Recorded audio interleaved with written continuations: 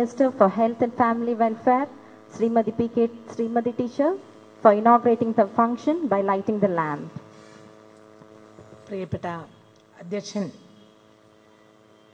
നമ്മുടെ സംഘടനയുടെ പ്രസിഡന്റ് കൂടിയായിട്ടുള്ള ഡോക്ടർ KM യുവൈസ്,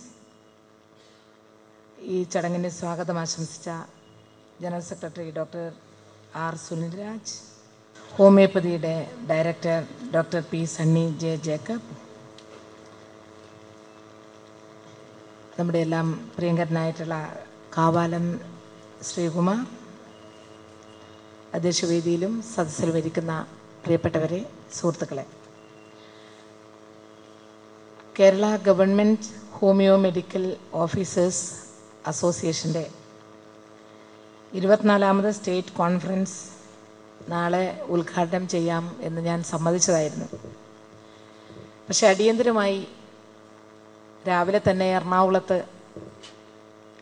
ഒഫീഷ്യലായിട്ടുള്ള ഒരു മീറ്റിങ്ങിൽ തന്നെ, പ്രത്യേകിച്ച് എറണാകുളത്തുണ്ടായിട്ടുള്ള ചില പകർച്ചവ്യാധികളുമായി ബന്ധപ്പെട്ടുകൊണ്ട് അവിടെ പോകേണ്ടിയിരിക്കുന്നതിനാൽ സമ്മേളനം ഉദ്ഘാടനം എത്താൻ സാധിക്കില്ല എന്നറിയിച്ചപ്പോൾ ജനറൽ സെക്രട്ടറി സുനിൽരാജ് പെട്ടെന്ന് തന്നെ ഓഫീസിലെത്തി. അങ്ങനെയാണെങ്കിൽ ഞങ്ങളുടെ ഒരു കുടുംബ സമ്മേളനം ഇന്ന് ചേരുന്നുണ്ട്, അതിലൊന്ന് പങ്കെടുത്താൽ തരക്കേടില്ലായിരുന്നു എന്ന്.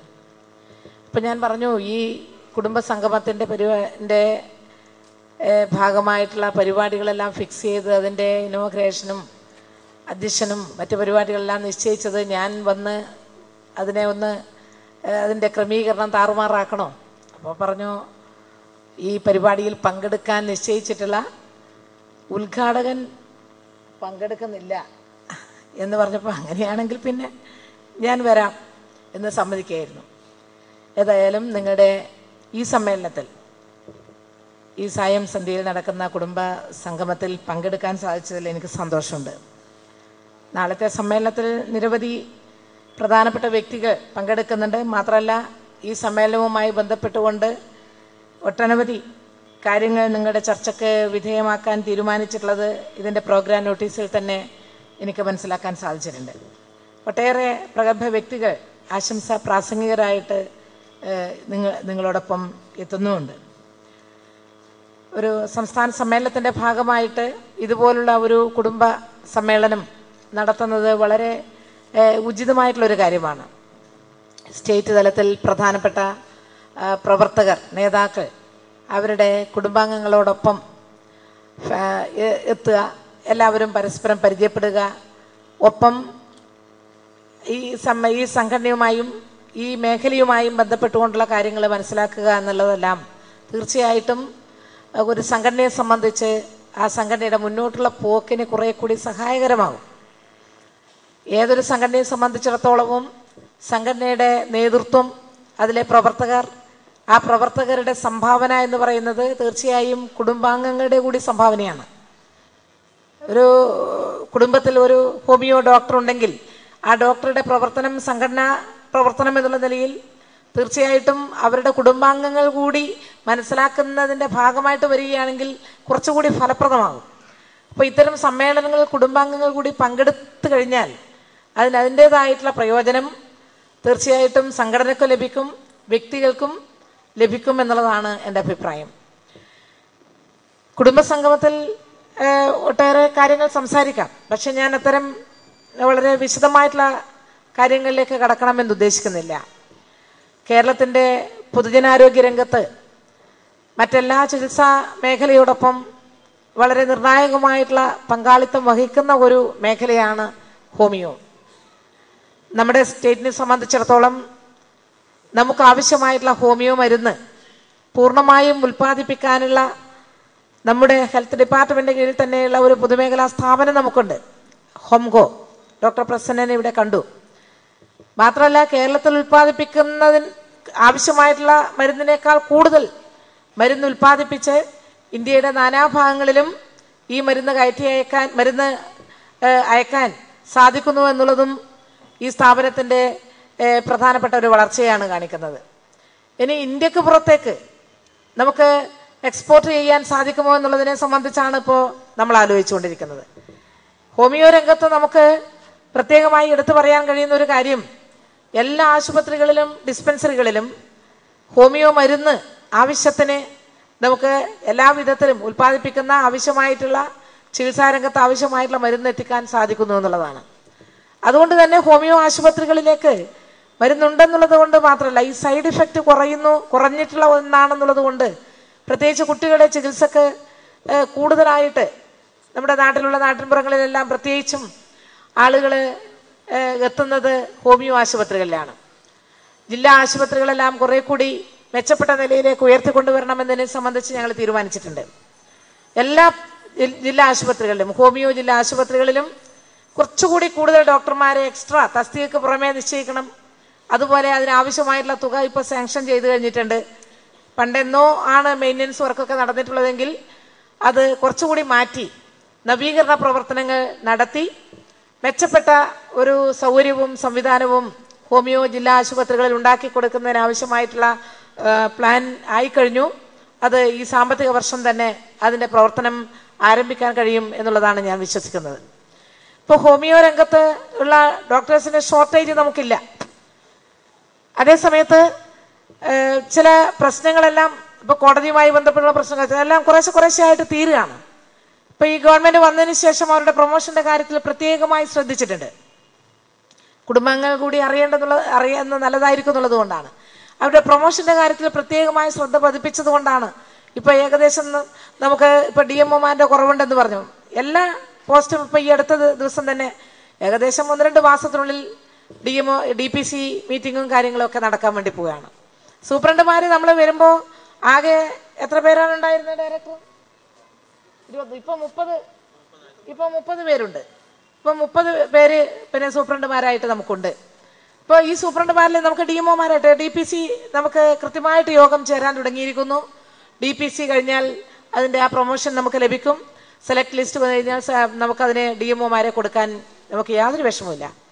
ഇപ്പോൾ പിന്നെ ഡയറക്ടർ, അതുപോലെ മറ്റ് ജോയിൻറ്റ് ഡയറക്ടർ, ഇവരൊക്കെ നമുക്ക് എല്ലാ രംഗത്തും നമുക്കത് ആ പോസ്റ്റ് കൃത്യമായിട്ട് നൽകുന്നതിന് സാധിക്കുന്നു എന്നുള്ളത് വളരെ പ്രധാനം തന്നെയാണ്. ഇപ്പോൾ ഡോക്ടർമാർ PSC ഇപ്പോൾ നമുക്ക് PSC ലിസ്റ്റ് ഇല്ല, പക്ഷെ എല്ലാ വേക്കൻസി റിപ്പോർട്ട് ചെയ്തിട്ടുണ്ട്. വേക്കൻസി റിപ്പോർട്ട് ചെയ്തിട്ടുണ്ടെങ്കിലും PSC ഇപ്പോൾ അത് ആ എക്സാമിനേഷൻ ഇതുവരെ നടത്തി കഴിഞ്ഞിട്ടില്ല.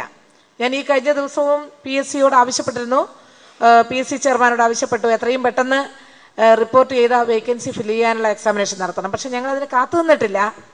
എല്ലാ വേക്കൻസിയും ഫില്ല് ചെയ്യാൻ ഡയറക്ടറോട് ആവശ്യപ്പെട്ടു. ഏതെങ്കിലും വേക്കൻസിയിൽ ഒഴിവുണ്ടോ? അല്ല, PSC അല്ലാത്ത എല്ലാ 100% ഡോക്ടർമാർ ജോലി ചെയ്യുന്നുണ്ട്. ആ നടപടി ഞങ്ങൾ സ്വീകരിച്ചിട്ടുണ്ട്. കാരണം അത് മറ്റേത് എൻ്റെ മാത്രം ഒരു ഇതിലെ പെടുന്നതല്ല. ഞാൻ വേക്കൻസി റിപ്പോർട്ട് ചെയ്യുന്നു. വേക്കൻസി റിപ്പോർട്ട് ചെയ്താൽ PSC എക്സാമിനേഷൻ നടത്തണം. പക്ഷേ ആ വരുന്ന വേക്കൻസിയിലേക്ക് ആവശ്യമായ ഡോക്ടർമാരെ പോസ്റ്റ് ചെയ്യാൻ എംപ്ലോയ്മെന്റ് എക്സ്ചേഞ്ച് മുഖേന നമ്മൾ നടപടി സ്വീകരിക്കുകയും ഡോക്ടർമാരെ പോസ്റ്റ് ചെയ്യുകയും ചെയ്തിട്ടുണ്ട്. ചില ബുദ്ധിമുട്ടുകളുണ്ടാവും. ഏതെങ്കിലും ഒരു വേക്കൻസി ഹോമിയോ ഡിപ്പാർട്ട്മെന്റിൽ ഏതെങ്കിലും ഒരു ഡിസ്പെൻസറിയിൽ ഒഴിഞ്ഞു കിടക്കുന്നു എന്ന് പറയുന്നുണ്ടെങ്കിൽ അത് വല്ല മെറ്റേണിറ്റി ലീവോ മറ്റായിരിക്കും. അവിടെയും ഉണ്ട് അല്ലേ? അവിടെയും ചെയ്തിട്ടുണ്ട്. അപ്പോൾ അത് ഒരു സന്തോഷകരമായ കാര്യമാണ്. ആരും ഒരു ജോലിക്ക് വേണ്ടി കാത്തിരിക്കുന്ന ആൾക്ക് അയ്യോ ഇവിടെ ഒരു വേക്കൻസി ഉണ്ടല്ലോ എനിക്ക് കിട്ടിയില്ലല്ലോ എന്ന് വിചാരിക്കേണ്ട ആവശ്യമില്ല. എല്ലാ സ്ഥലത്തും അതിനുള്ള നടപടി ഞങ്ങൾ സ്വീകരിച്ചിട്ടുണ്ട്.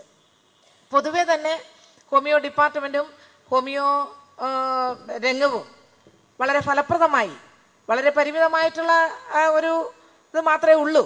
ഇപ്പോൾ ഒരു ഡിസ്പെൻസറി ഒരു ഡോക്ടറും 2 പേര് മാത്രമേ ഉണ്ടാവുള്ളൂ. മരുന്നെടുത്ത് കൊടുക്കാൻ ഒരാൾ, അത്രയൊക്കെ ഉണ്ടാവുള്ളൂ. പക്ഷേ ഉള്ളവർ ഏറ്റവും നന്നായിട്ട് കേരളത്തിൽ പ്രവർത്തിക്കുന്നു എന്നുള്ളതാണ് എൻ്റെ അഭിപ്രായം. എനിക്ക് മനസ്സിലാക്കാൻ സാധിച്ചിട്ടുള്ളത്. അതിനുവേണ്ടി അങ്ങനെ ഒരു വലിയ മോണിറ്ററിങ്ങിൻ്റെ ഒന്നും ആവശ്യമില്ല. അത് അത്യാവശ്യം തന്നെ പോയി കഴിഞ്ഞാൽ തന്നെ മനസ്സിലാകും കാര്യങ്ങൾ നന്നായിട്ട് പിന്നെ നടത്തുന്നുണ്ട്. അവരുടേതായിട്ടുള്ള ആ കമ്മിറ്റ്മെൻറ്റ് അവർ പൂർണ്ണമായും തീർച്ചയായിട്ടും പാലിക്കുന്നുണ്ട്. അതെനിക്ക് മനസ്സിലാക്കാൻ സാധിച്ചിട്ടുള്ളതാണ്.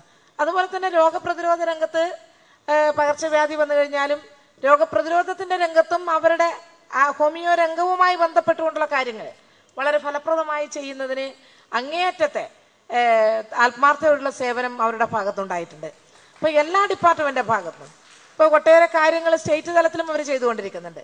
ഇപ്പോൾ റിസർച്ചിൻ്റെ രംഗത്ത്, അതുപോലെ തന്നെ സെമിനാർ, അതുപോലെ കാര്യങ്ങളിലെല്ലാം ഒട്ടേറെ കാര്യങ്ങൾ ഹോമിയോ ഡിപ്പാർട്ട്മെന്റ് എന്നുള്ള നിലയിൽ ചെയ്തുകൊണ്ടിരിക്കുന്നുണ്ട്.